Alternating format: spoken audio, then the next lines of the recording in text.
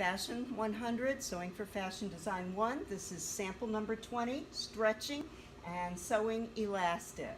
I'm going to begin on the overlock machine. I've cut out my piece of fabric via the pattern that is included.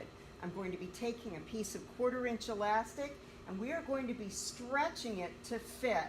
So we're going to remove and subtract about 1.5 inches of elastic from this sample.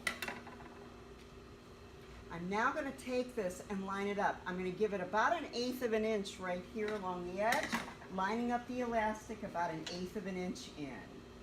So I'm trimming off 1/8 and I'm lining it up. I'm going to go ahead and just let the machine grab the elastic. The needle has gone into the elastic, so now it's safe to stretch the elastic to the end.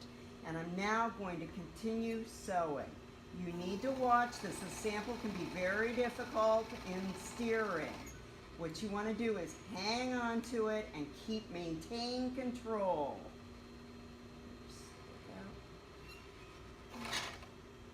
Try not to trim the elastic. Stitch it off. When you're done, trim your threads, and you'll now notice that you have stretched elastic onto the sample.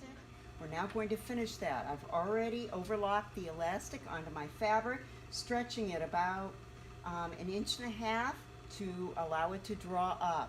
I'm now going to finish it on this machine. I'm going to set my stitch length to somewhere between 4 and 5. You need the longer stitch to do this, otherwise it will make the elastic spread out. I'm going to roll it, rolling that elastic over. I'm not going to pre-press this, and I'm going to stitch at approximately 1/4 of an inch, stretching it as I go.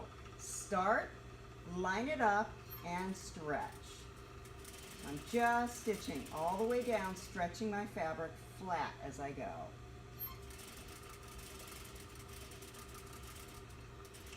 Back stitch. When you're complete, you have stretch without a lot of give. This can also be used for knits, for finishing around necklines and armholes. Finish. Trim your threads. There it is.